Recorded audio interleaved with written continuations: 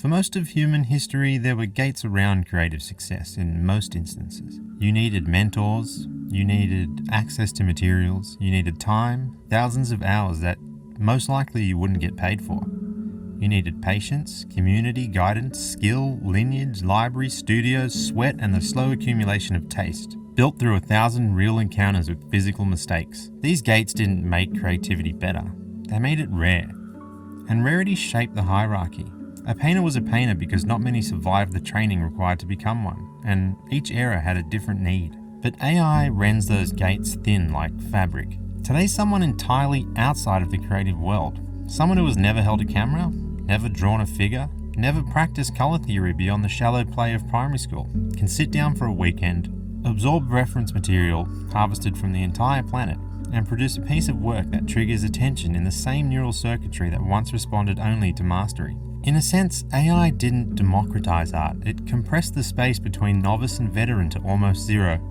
It made the road short, the climb fast, and the summit crowded. And this is where the pressure begins.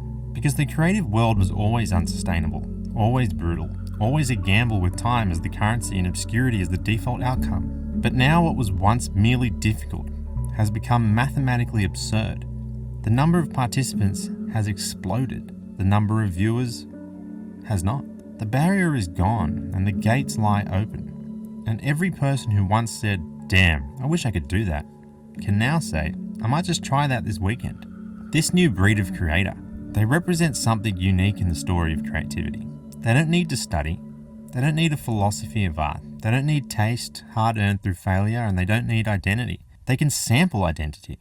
They can try on aesthetics like clothing, cyberpunk one day, baroque the next, hyper-minimalist after that. They can build a portfolio in 48 hours. And they can do it well enough to compete with those who've given their lives to the craft. And it's not because they are better, but because the tools are lowering the minimum viable creativity to a level accessible by millions. And this isn't their fault, this isn't a crime, this is simply ecological reality. If you suddenly flood the savannah with predators, the behaviour of prey changes. If you flood the creative field with creators, every artist becomes prey to the algorithm. Time becomes the limiting resource, and attention becomes the oxygen. Every scroll becomes a Darwinian contest. The best no longer rise to the top. The most visible do. What we are witnessing is a flood. It's not metaphorical, but computational. Where the old world produced rivers, the new world produces oceans. Tides of visuals, waves of style, and storms of sound. Every day, millions of pieces of work crash into the shores of the same platforms, the same feeds, and the same finite human attention span. And in this flood, something paradoxical occurs. The harder artists compete, the more impressive the work becomes, and the more impressive it becomes, the more people want to join the race, and the more that join the race, the more impossible it is to become a winner. It is a self-feeding cycle, a biological positive feedback loop. Competition creates beauty, beauty creates competition, competition creates more beauty, and so on. The ecosystem grows richer and more hostile simultaneously. This is why so many artists feel an unnamed pressure building under their ribs, an ache, a suffocation. Not because they are doing less, but because what they are doing exists inside a hyper-evolving biosphere of creativity where every organism is mutating at unnatural speeds.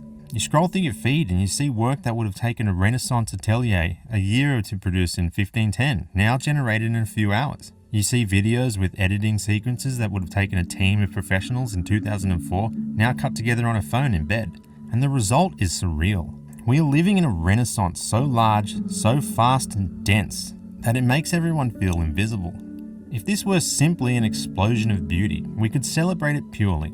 If this was simply more creativity, more voices and more perspectives, we could welcome it without hesitation. But the ecosystem is not infinite. Attention is not infinite, and money is definitely not infinite. For most. And so the paradox forms. The more beautiful the creative world becomes, the harder it becomes to survive inside it. Creativity has become like American sports. It's colossal, televised, hyper-competitive, with entire populations feeding into that pipeline. And in such systems, the only ones who can survive are the absolute elite. Not necessarily the most creative, but the most optimized, most resilient, and most adapted to the environment of perpetual production. Let's compare this to a niche sport. HEMA, for example. That's historical European martial arts. It's a discipline with extraordinary practitioners, don't get me wrong. but they're a tiny player base. And because the pool is so small, the top is accessible. The competition is limited and the hierarchy is clear. But creativity today is not a niche sport. It's the NBA, it's the NFL, it's a global industry where everyone, everywhere at any moment can step into the arena. And the arena has zero walls and zero boundaries. To understand this moment, you must zoom out beyond the screen, beyond the algorithm, beyond the tools. What happens in creativity surges? Historically, you get the Italian Renaissance, the Dutch Golden Age, French academies, the Japanese Edo period, the Bauhaus, birth of cinema, an explosion of comic art and animation in the 20th century. These spikes happen when three things align: access to training, demand for beauty, or new tools and technologies. Sound familiar? What we have now is all three, but multiplied by the entire population of Earth and accelerated by machines that do not sleep. This is not a renaissance. This is something beyond renaissance. This is a hyper-renaissance. It's a global, perpetual, algorithmically oxygenated eruption of aesthetic possibility. And it carries with it the same duality that every renaissance carries: beauty and brutality, innovation and instability, creation and competition. Every ecosystem has predators. In the old world, the predators of creativity were obvious: scarcity, cost of materials, geographic isolation, institutional gatekeeping, limited mentorship, time, failure, obscurity. These forces culled most aspiring artists long before they ever produced something meaningful. It was brutal, but it was predictable. Artists understood the terrain. If you survived long enough, you might carve a space for yourself simply because so few could endure the climb. But in the new world, this hyper-accelerated creative biosphere, the apex predators have changed. They are invisible, non-biological, non-human, yet omnipresent. They live in the feeds, in the metrics, in the unseen architecture of the platforms that shape perception. Today's predators are algorithms. And unlike lions or sharks or wolves, these predators do not sleep, they do not rest, and they do not kill from hunger or instinct. They kill from indifference. They are ecological forces engineered by corporations but evolving through the behavior of billions. They do not ask, is this art good? They ask, does this hold attention for 3 seconds? They do not ask, does this creator have something meaningful to say? They ask, will this keep the user scrolling? They do not ask, does this piece contribute to culture? They ask, does this outperform the average? Algorithms are blind evolutionary mechanisms. They are not artists, they're not curators, they are not guardians of taste. They are a pressure system. And under their pressure, creators adapt or are devoured. In nature, traits that do not serve survival disappear. In the creative world, the algorithm enforces a similar rule. Long-form practice dies, patience dies, and subtlety dies. Quiet dies, but speed thrives, volume thrives, and novelty thrives. Trend chasing thrives, shock thrives, hypervisuality thrives. This is not a moral judgment, it is simply evolutionary logic applied to digital life. When the environment changes, so does the organism. And creators who historically were slow, meticulous, introspective animals are now being forced into the behavioral patterns of creatures living in a permanent storm. They must produce, adapt, evolve, mutate. They cannot rest because the algorithm does not rest. It is always hungry. There is a fundamental difference between something true and something immediately impressive. Truth in art is often quiet, it's slow and personal, built from years of lived experience. But the algorithm is impressed by spectacle, color, motion, extremes, novelty, speed, aesthetic density. It rewards the immediate chemical reaction, the dopamine flare, the instant hook, and so the creative species adapts to survive. Not by cultivating truth or a performance of such. The work becomes instead more beautiful, more polished, more refined, and more impressive. Ironically, in this strange twist of biological metaphor, the pressure to compete produces some of the most aesthetically intense work humanity has ever made. You scroll through feeds now and see pieces that would qualify as masters in any other century. Yet they are consumed in seconds, scanned, liked, buried. Beauty has become a currency that inflates as fast as it is minted. This is the tragedy and the privilege of living in the hyper-renaissance. We are drowning in masterpieces and starving for meaning. It is both the best time and the worst time to be an artist. In nature, evolution is slow. Mutations take generations and traits spread over centuries. But in the creative biome, AI acts like a kind of radiation, a force that's accelerating mutation to unnatural speeds. What once took 10 years of study now takes 10 minutes of prompting. And so the ecosystem blooms uncontrollably. The slow creatures, those who rely on traditional methods, manual skills, years of subtle craftsmanship, find themselves outpaced, not by the better artists, but by faster organisms, engineered for the environment as it exists now. Speed becomes the dominant trait. Adaptation becomes the currency. Survival belongs to those who can process change faster than change arrives. AI is the weather. It's the climate event reshaping the continent. The real predators are the incentives that govern behavior within that climate. There is a strange beauty in all of this. Something cybernetic, something both comforting and terrifying. Humans have always built tools that reflect them. Tools that externalize some part of the mind. Tools that allow the body to reach further than it could on its own. But AI is different. AI is not an extension of muscle. It's not an extension of memory. It's not even an extension of intelligence in the classical sense. AI is an extension of our aesthetic subconscious. It's a mirror held up to the collective history of visual culture. A machine that does not create art but creates artifacts, echoes of what humans have loved, feared, valued and shared. In this way, AI is a ghost, a presence that's shaping the rhythm without having rhythm of its own. It accelerates us, amplifies us, reflects us. It forces the creative ecosystem to adapt, but it does not participate in the ecosystem itself. It is the storm that strengthens the species while killing many of them. And humans, being adaptation machines, are reshaping themselves in response. We are learning to think faster or prompt faster, to process more information, to synthesize styles, to generate concepts, and to perform creativity instead of simply practicing it. We are becoming algorithmic in our behavior. We're becoming cybernetic in our instincts, and we become creatures who create at machine speeds.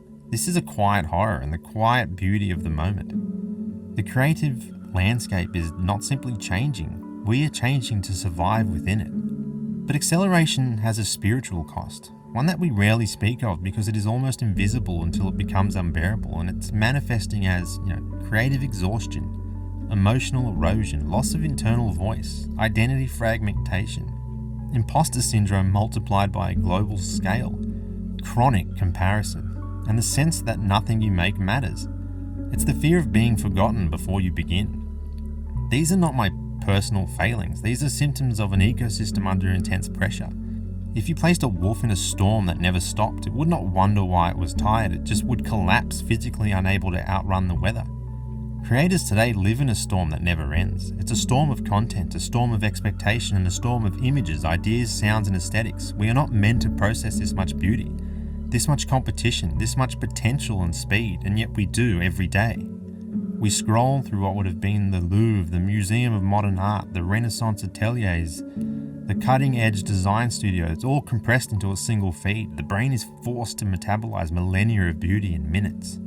And the beauty paradoxically becomes background noise. The creative ecosystem becomes both the most gorgeous and most beautiful environment humanity has ever engineered.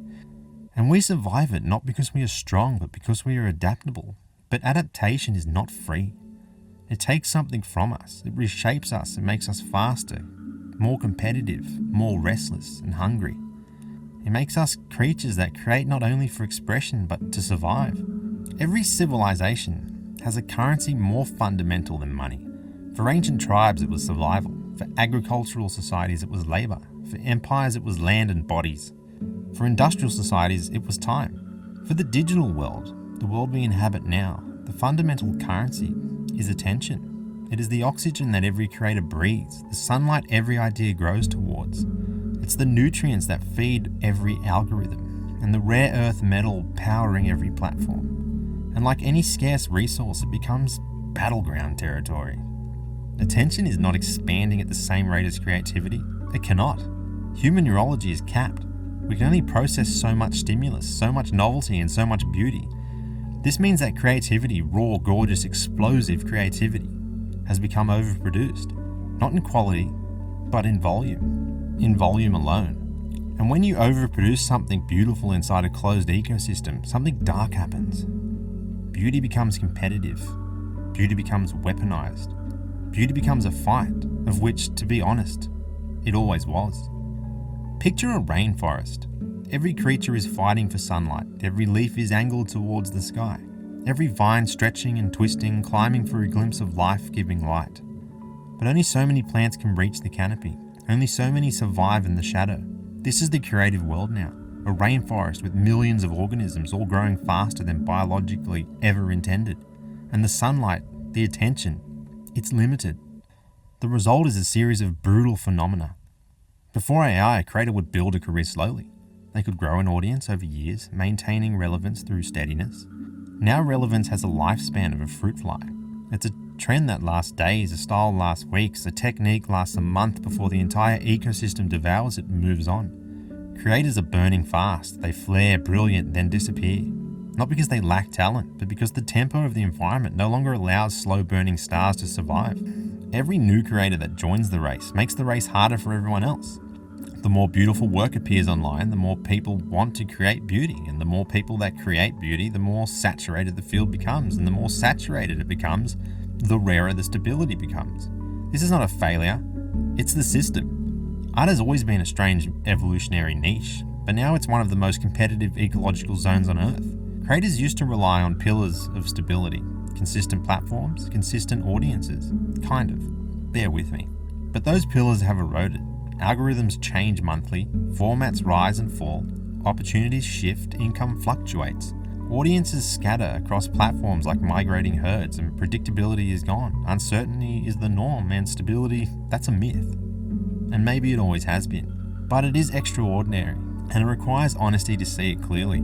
The more creators compete, the more beautiful their work becomes, and the more beautiful the work becomes, the more creators are drawn into the field. It's an aesthetic arms race.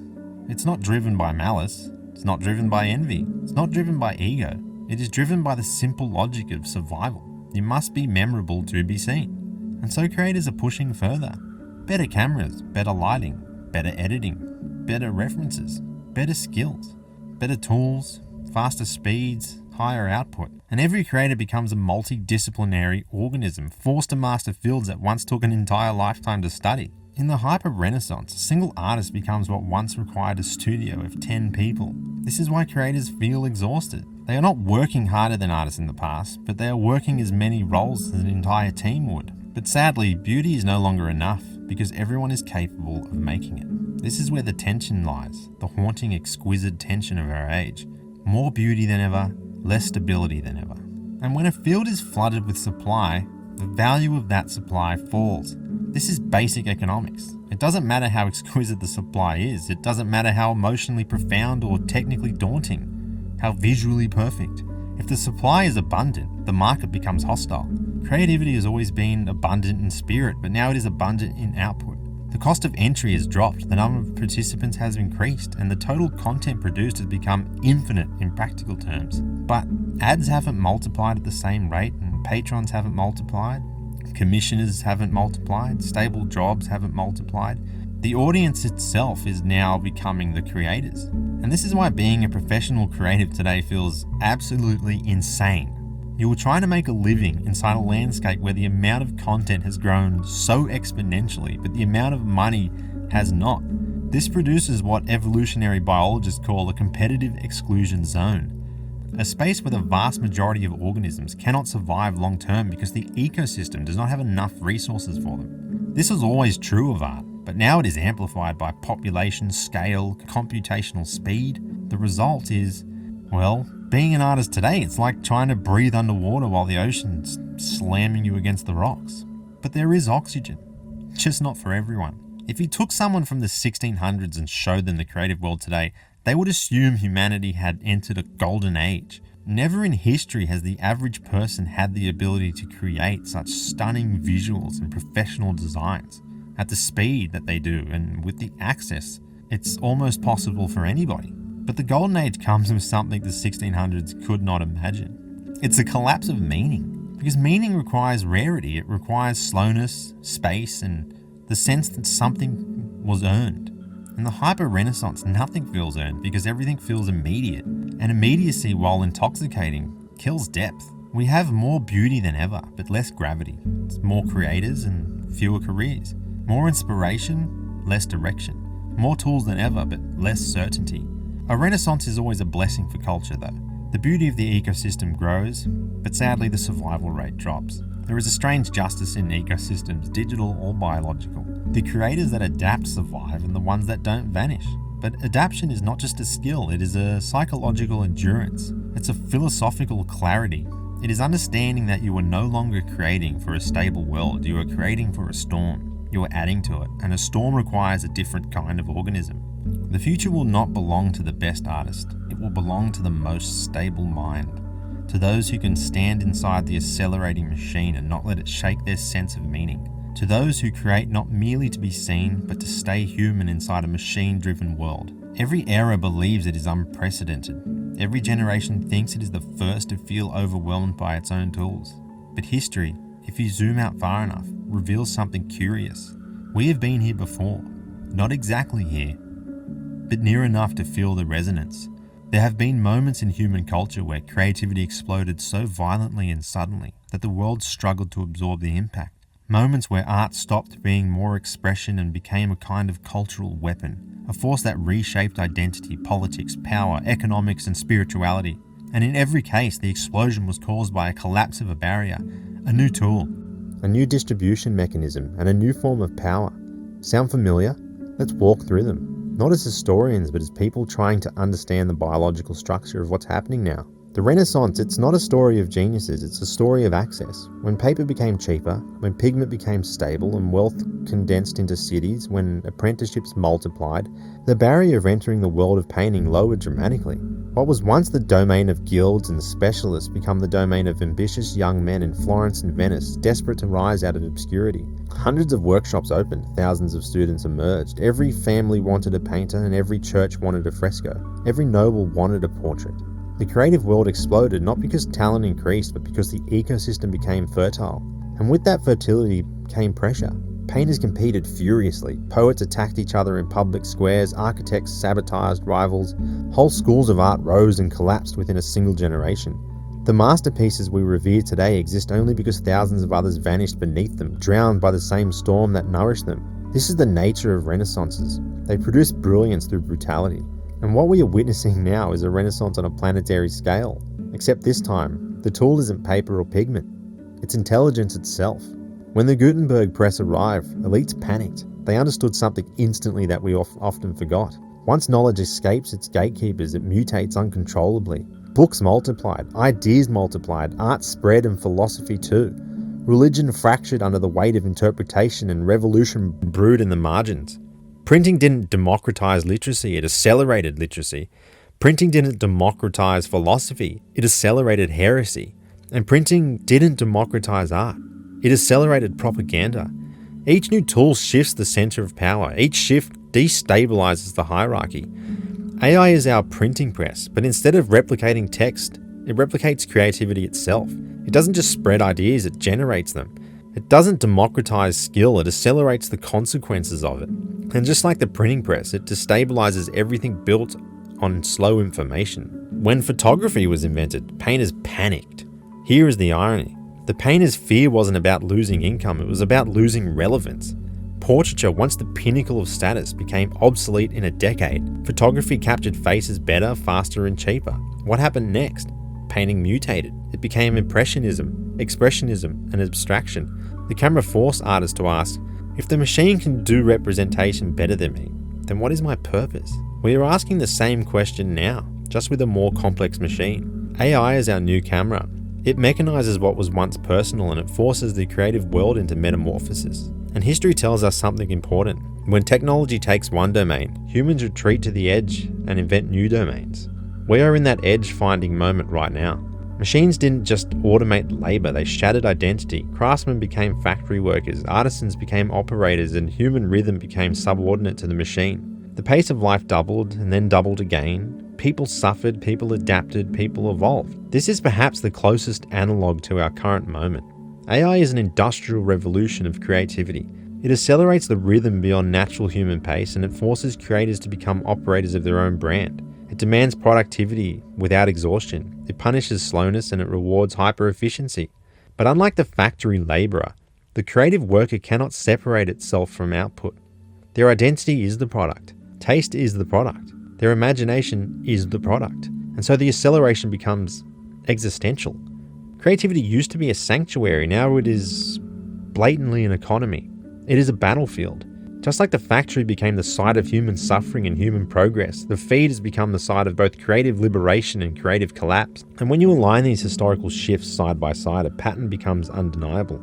Every era of increased creative access creates both a flourishing of beauty and a collapse. But we are living in a moment historians will one day romanticize. But we won't experience it as romantic. We experience it as acceleration and fear, potential, maybe exhaustion and hope. Because we are not looking at it from the mountaintop of hindsight, we are in the avalanche itself. And this is what makes our moment unique. For the first time in history, the creative explosion is global and instantaneous. There's no single Florence, there's no single Paris or Edo. The world is Florence. The world is the frontier. Billions of people producing, remixing, mutating, absorbing and unleashing aesthetics at speeds that biology was not meant to withstand. There's no limit to the flow. It's open and infinite, it's chaotic and fertile. It's damn terrifying. And yet beneath that terror, there is awe. Because we are witnessing something no other era has ever seen. The moment creativity becomes a planetary force, it's not local, it's not cultural, it's not even geographic, it's planetary. This is the beginning of a new order, one that is neither utopian nor dystopian, but simply alive. Humans define themselves through limits. Your identity emerges from what you can't do just as much as what you can. Limitations carve shape, its constraints forge taste, and difficulty generates depth. But AI has dissolved that.